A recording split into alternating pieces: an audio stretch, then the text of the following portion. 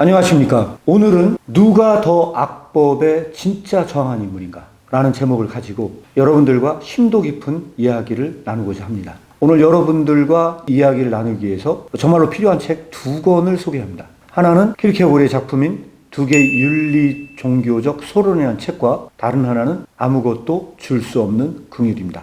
어떻게 이 책의 내용을 가지고 여러분들과 접근할지 이 주제를 통해서 다뤄보고자 합니다.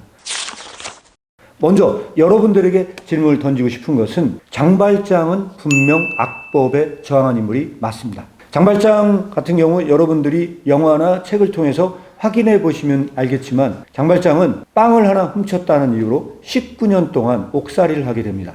바로 이 옥살이를 하면서 그의 마음속에서 생긴 것 중에 하나는 바로 이 악법에 저항하는 것이었을 것입니다. 그래서 그는 이 옥살이를 통해서 더욱더 그의 마음은 아마도 증오에 불타오르고 있었을 것입니다. 이런 점에서 이 장발장과 근본적으로 그 성향을 달리하고 있는 인물이 하나 있는데 바로 그 사람이 누구냐면 자베르입니다. 자베르는 악법에 저항한다라기보다는 그 법의 수호자고 그 법을 지키는 인물처럼 보입니다. 그래서 그는 그 법을 어기는 장발장과 같은 인물들을 체포하고 법으로 처단하는 일을 그의 사명으로 알고 있는 사람입니다.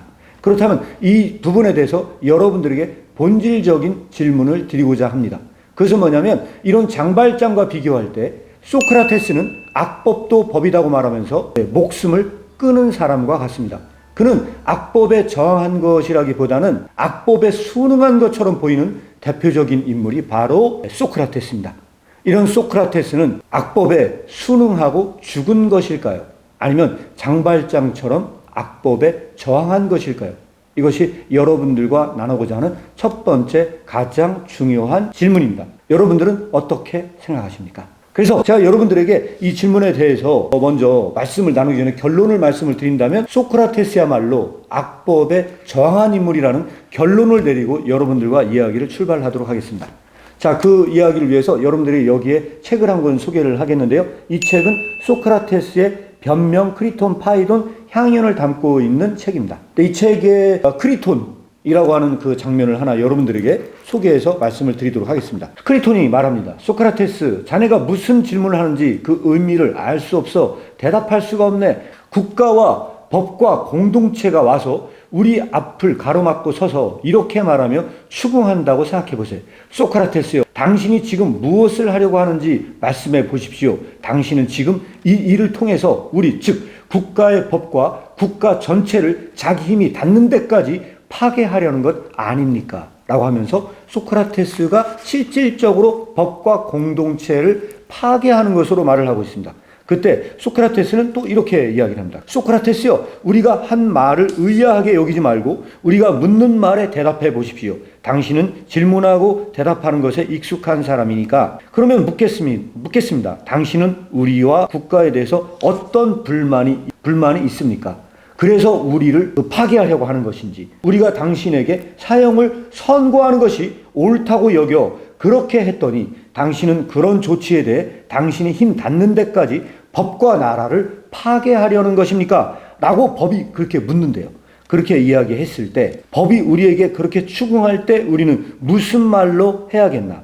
지금까지 법이 한 말이 옳은가? 옳지 않은가? 라고 물었을 때 크리톤이 내게는 옳은 것으로 보이네 라고 이야기를 합니다. 그래서 결론적으로 이 대화 속에서 어떤 걸 말하려고 하느냐? 친구인 크리톤을 설득하면서 이 법에 의해서 죽임을 당하는 것이 옳다라고 하는 것을 설명하려고 하는 것처럼 보입니다. 그리고 마지막 하나 더 여러분들이 말씀을 드리면 궁극적으로 이 파이돈의 소크라테스의 죽음에 대해서 언급을 하고 있습니다. 크리톤, 우리는 아스클레피오스에게 수탉 한 마리를 빚지고 있으니 그 빚을 소홀히 하지 말고 반드시 갚게나, 이렇게 얘기하고 마지막에 소크라테스가 죽었다고 합니다. 그러면 이런 소크라테스의 죽음은 무엇을 의미하는 것일까요? 저에게 만약에 그런 질문을 던진다면 저는 여러분들에게 답을 내릴 수 있습니다. 소크라테스의 죽음은 절대로 악법에 순응해서 죽은 죽음이 아니다. 소크라테스는 얼마든지 다른 나라로 도망쳐서 살 수 있음에도 불구하고 그는 죽기를 실질적으로 선택한 인물입니다. 근데 그는 왜 그러한 자신의 죽음을 선택했을까요?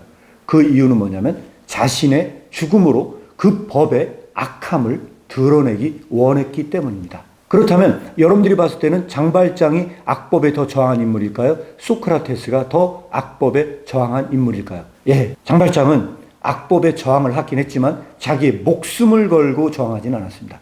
그러나 소크라테스는 그 법이 얼마나 악한지를 폭로하기 위해서 그는 자신의 죽기를 원했습니다. 그것을 우리는 어떻게 알 수 있냐면 그는 자신의 죽음을 자기의 의지로 선택했다는 것으로 알 수 있을 것이고요. 두 번째는 그의 죽음을 선택을 할 때 그는 의로운 죽음을 죽었다는 것입니다. 그는 죽음을 비굴하게 죽은 것이 아닙니다. 아까 얘기했던 수탉을 값을 치르게나 라고 했던 이 죽음을요, 키르케고르는 아이러니의 개념에서 이 죽음을요, 아이러니한 죽음으로 읽고 있습니다. 왜 이 죽음을 아이러니한 죽음으로 읽었을까요? 왜냐하면 그는 떳떳한 죽음을 맞이하면서 그는 의로운 죽음이었고 그를 죽인 악법, 그를 죽인 그 법이 더욱더 악하다고 하는 것을 드러내고 싶었고요. 그를 죽인 상대는 궁극적으로 의인을 죽였다고 하는 것을 폭로하기 위해서 죽은 죽음이었습니다. 그래서 그 죽음을 만든 사람들은요, 결국은 얼마나 사악한지를 입증하기 위한 죽음이 소크라테스의 죽음의 의미이지 않았는가. 이런 점에서 첫 번째 여러분들에게 던진 질문은 제가 대답을 드렸습니다. 두 번째, 여러분들에게 중요한 질문을 드리고자 하는데 그것은 뭐냐면 이 소크라테스의 죽음과 예수 그리스도의 죽음을 우리는 한 번 더 생각해 볼 필요가 있습니다.